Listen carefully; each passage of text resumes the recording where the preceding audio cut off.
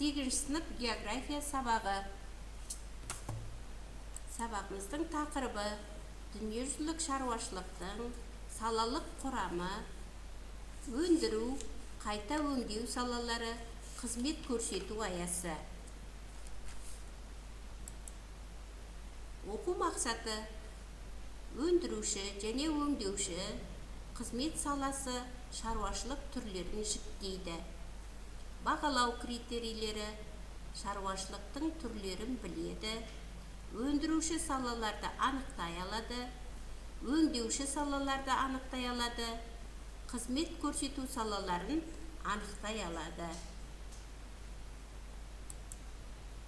Өнеркәсіп: өндіруші өнеркәсіп және өңдеуші өнеркәсіп деп екі салаға бөлінеді.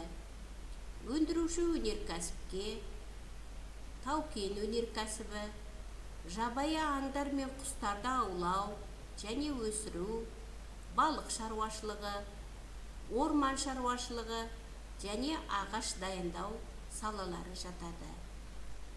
Өңдеуші өнеркәсіпке металлургия, энергетика, машина жасау саласы, химия өнеркәсібі және тұтыну заттары жатады. Қызмет көрсету аясы: өндірістік қызметтер саласы және өндірістік емес қызметтер саласы деп екі салаға бөлінеді. Өнеркәсіп дегеніміздің өзі ұлттық экономиканың шикізатын, отын, энергия өндірумен, ағаш өнімдерін дайындаумен, өнеркәсіп және ауыл шаруашылық шикізатын, өндіріс құрал жабдығымен, тұтыну заттарын өңдеумен, қайта өңдеумен айналысатын кәсіпорындарды, мысалы заводтарды, фабрикаларды, кеніштерді, шахталарды, электр станцияларын, тағы басқаларын жатқызамыз. Осы ұғымдарды біріктіретін аса маңызды сала өнеркәсіп деп аталады. Өнеркәсіп екі үлкен топқа бөлінді: өндіруші өнеркәсіп және өңдеуші өнеркәсіп. Өндіруші өнеркәсіпке мұнай, газ, көмір, шымтезек, тақтатас, тұз өндіру, қара және түсті металдардан кен тастарын өндіру, жабайы аңдар мен құстарды аулау және оларды өсіру, балық шаруашылығы, орман шаруашылығы және одан ағаш дайындау өнімдері жатады.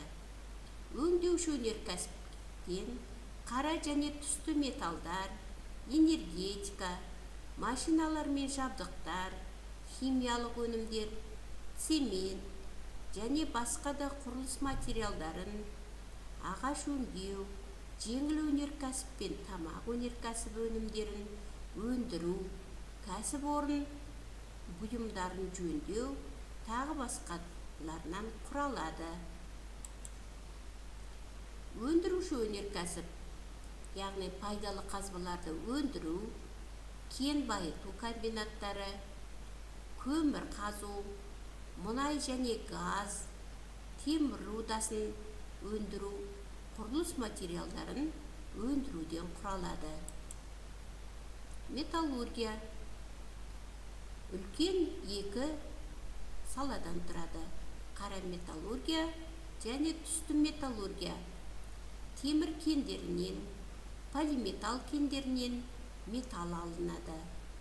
Қара металлургияға кремний, марганец, фосфор, күкірт, темір өндіру және көміртек өндіруді жатқызуымызға болады. Электроэнергия. Электр энергиясын өндіру әртүрлі жолмен электр станциялардан электр энергиясын тоғын өндіреді. Электр станцияларының үш түрі бар: су электр станциясы, жылу электр станциясы және атом электр станциясы. Гидроэлектростанциядан өзендерде электр өндіреді. Оларды құлап ағатын суы бар ірі өзендердің бойында салынады. Қазақстандағы ірі гидроэлектр станция Ертіс өзенінің бойында Бұқтырма, Шүлбі және Үлбі су электр станциясын айтуға болады. Бұлар ең арзан энергия көзі болып табылады. Жылу электр станциясы мазут, табиғи газ немесе көмірді жағу арқылы суды қыздырып энергия алады. Екі түрлі қызмет атқарады. Электр энергиясын алады және жылу береді. Оны үйлерді жылыту үшін пайдаланады.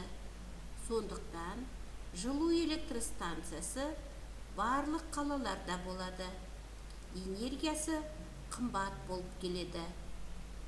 Атом электр станциясы уранды жағу арқылы жұмыс істейді. Артықшылығы өте көп энергия бөледі. Мысалы, 1 килограмм уранды жағу 2 тонна көмірдің калориясын береді. Кемшілігі адам денсаулығына үлкен зиян келтіреді. Өңдеуші өнеркәсіптер материалдарды өңдеумен айналысып, өнім береді. Көбінесе шикізатқа тәуелді болады. Дегенмен шикізатқа тәуелді болмайтын салалары да бар. Сондықтан өңдеуші өнеркәсіп өнімдері қымбат болып келеді.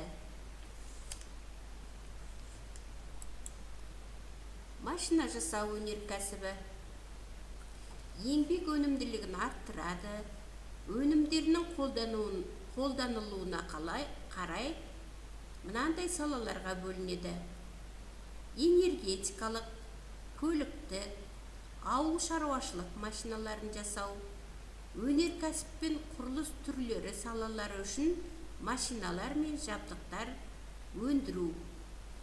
Бұл ғылыми техникалық өрлеудің деңгейін анықтайтын айрықша ірі кешенді сала. Өйткені ол барлық салаларды машинамен, жабдықтармен, аспаптармен, ал тұтынушыларды тұтыну заттармен қамтамасыз етеді. Машина жасау өнеркәсібінің салалары электроника, радиотехникалық бұйымдар, кеме жасау, ауыр жүк машиналарын жасау, автомобиль жасап шығару, есептеу құралдары, тағы басқа салалары бар. Металды көп қажет ететін сала. Ғарыштық әуе зымырандарын жасау, авиациялық өнеркәсіп, электрондық өнеркәсіп түрлерінде жатқызуға болады. Химия өнеркәсібі. Химия өнеркәсібінің тауарлары біздің өмірімізге дендеп енген деп айтуға болады. Осы өмірімізді химиясыз елестету мүмкін де емес. Күнделікті жуғыш заттар, бояулар, пластмассалар, резинадан жасалған бұйымдар, полиэтилендер, тыңайтқыштар, тағы басқаларды жатқызуға болады. Химия өнеркәсібі екі салаға бөлінген: органикалық химия және негізгі химия.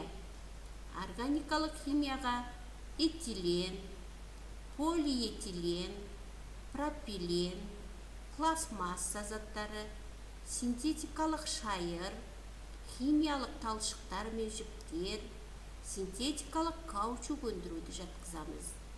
Ал негізгі химияға минералдық тыңайтқыштар, қышқылдар, сілтілер, сода жасап шығару түрлерін жатқызуға болады.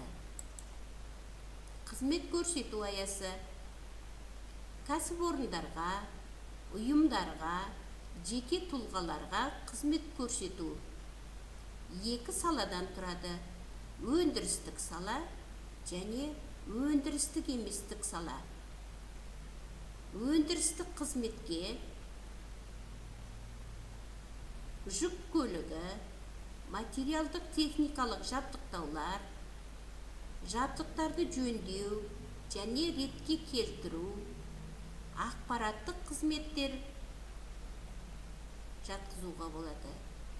Ал өндірістік емес қызметтерге жеке тұрмысты жақсартуға қатысты шаштараздар, косметикалық бөлмелер, заттарды жалға беру, дене және рухани қабілеттерді дамытуға қатысты білім беру мекемесі, денсаулық сақтау мекемесі, спорт мекемелерін айтуымызға болады. Тапсырма орындау. Бірінші тапсырма: картадан өндіруші және өңдеуші өнеркәсіп салаларын анықтап, кескін картаға түсіру. Дескриптор: шартты белгілерді пайдалана отырып, кескін картада өңдеуші өнеркәсіп, өндіруші өнеркәсіп, қызмет көрсету саласының бір түрін белгілейсіздер. Екінші тапсырма: төмендегі суреттерге мұқият қарап шығып, шаруашылық салалары түрлерін анықтап, сәйкес әріптермен жазыңыздар.